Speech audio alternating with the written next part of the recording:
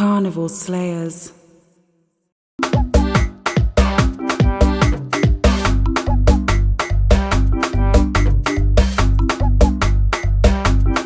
Would be a snack. Like what is the male version of a snack for you?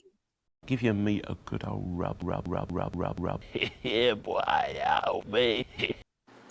Well, I think it would transcend even into what I would say in females is a snack. Because when I say snack, I didn't mean that you have to look a certain type of way. I meant, you know, that is how you feel about yourself, and everybody's beautiful. So there was never a template for what a snack need to look like. So I think that would even translate into men, you know? Yeah.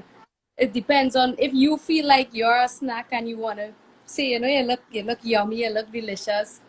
That's all on you. So I don't think it, even in the females and the males, I don't think it have a template of what a snack is. You know, it's more a confidence thing than anything. I see. I'm just going to go through the comments here. We've got someone who said KFC snack box. I like a KFC snack box. I'm not going to lie. Got a couple of people saying KFC here. Yes. Yeah. No! God, please, no! No! No! Someone said here, is a snack is your favorite? I said it for you. I think that was referring to what your favorite song is out of all of them. Maybe is a snack is just your snack in the version of a song. I don't know. So talk to us about how the song actually came about. Well, the song came about with myself. I just heard the beat, I loved it, and I felt like, yeah, boy, this is something that I need to jump on, and definitely really wanted to touch it. So we came up with the concept, my manager and myself. We voiced it, and you know, we just sent it back to Travis, and everything took off from there. I mean, at first the song was not, you know, getting any airplay or anything like that. Okay. But definitely the ladies helped that when they started calling in the radio stations and calling themselves a snack, and you know, hey, I look like a snack and things like that, and then it transcended from there. Oh my God! Wow! Okay. Now you did say that it didn't get as, you know, wasn't getting much airplay at the beginning, which I'm surprised by, because for me personally, when I heard it straight away, I was like, right, I like this song. This is a tune right here. So what do you think the reason is why I didn't get much airplay at the beginning? I think one of the challenges that most female artists tend to face are, you know, we have a tendency to be overlooked. So when the rhythm released, of course, you know, and I just came off of a good season with Tingo. When the rhythm was put out, they were really only playing the guys on the rhythm. And then next thing, you know, the ladies, as I said, is the ones that bring the song to life, that really requested it and started making it talk a little more popular in Trinidad. So that was the main thing behind that. I see. Okay. So obviously, as a female artist, then who you've done a lot, and you're still elevating in your career. You haven't. I wouldn't say you've reached your peak as yet. What have you learned about how to push yourself more because you're in a male-dominated industry? What have I learned about how to push myself more? I haven't really like I think I'm still learning. I always say that. I don't feel like I've learned everything that I need to learn, but I think I'm still learning. And what I tend to do is just do what works best for me and handle my situations the only way I know how, which is you evaluate whatever the scenario is and you weigh your options. So there are a lot of things that I would like to speak out more about, but I don't, because I know I don't want it to come across the wrong way. I don't want it to hamper anything that I'm doing and things like that now. So I would say one of the things I've really learned along the years is how is know the time and the place. So sometimes you may want to express yourself, you may want to say something, but it's not the time or the place to do so. Right now, you just need to focus on the goal ahead, and these problems will, you know, it will get resolved along the way. Oh, hell no! Okay.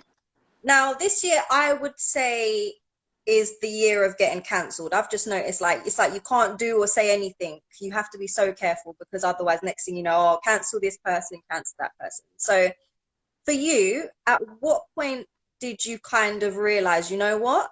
For me personally, as an artist, I have to be careful about what I say online or put out online. Not to say you've ever put anything out crazy, but Well, I learned that from a young age. Even before stepping into this realm, I learned from my mom. You know, I used, you know, in your teenage days, you would post like crazy stuff on social media. So I remember I used to get a lot of phone calls and a lot of calls from my brothers and my mom, and they would be like, "Why you post that?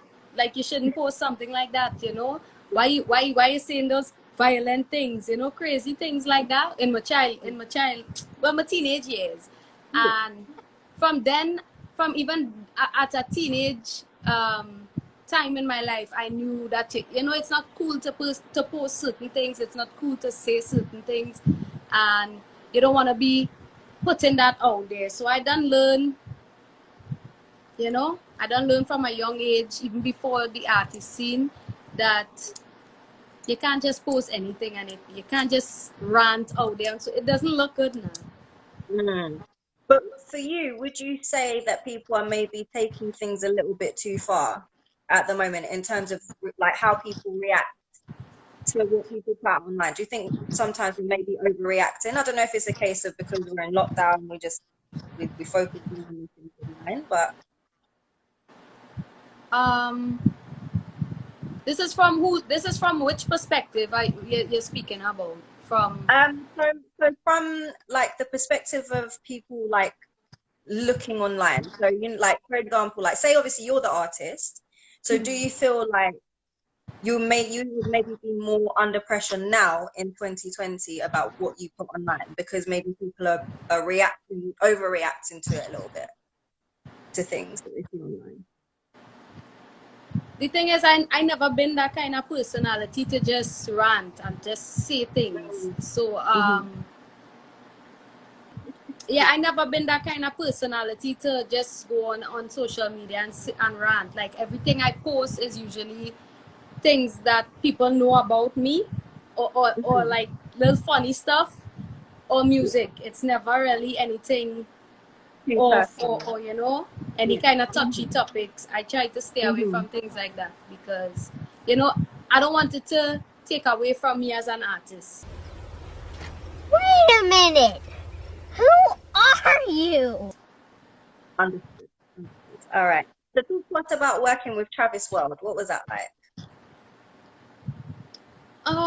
Working with Travis World was good. It was a cool vibes. I mean, in Trinidad, everybody kind of really knows each other aside from the music because it's a small place. So, you know, it's not like, I mean, you would know somebody even before you start working with them. So I knew Travis even before working with him, and you know, working with him was just it was really easy because you know, as I said, everybody knows everybody. It's that kind of industry. Okay. Cool. All right. So let's talk about, for example, where you're from. And I want to talk about how people kind of take you, where your fans are from. So where would you say most of your fan base is based?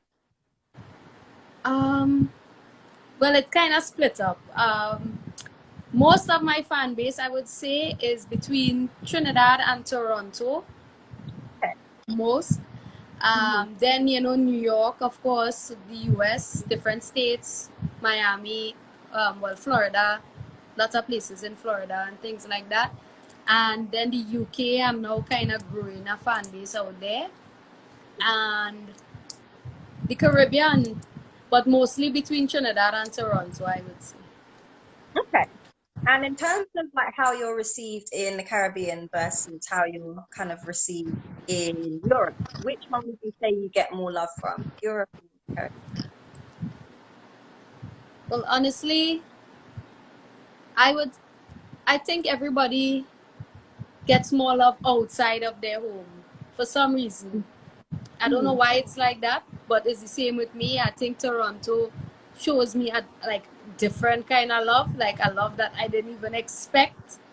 And I would have to say I get more love outside of my country for some reason. But You know, it doesn't hinder any of my feelings towards, you know, the people. I know Trinis is a hard crowd to please, and if you could perform for Trinis and you come out unscathed, then I think you could do anything, because they're harsh. There's harsh Yeah. critics.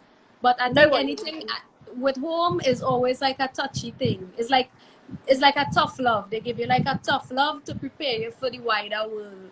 Carnival slayers.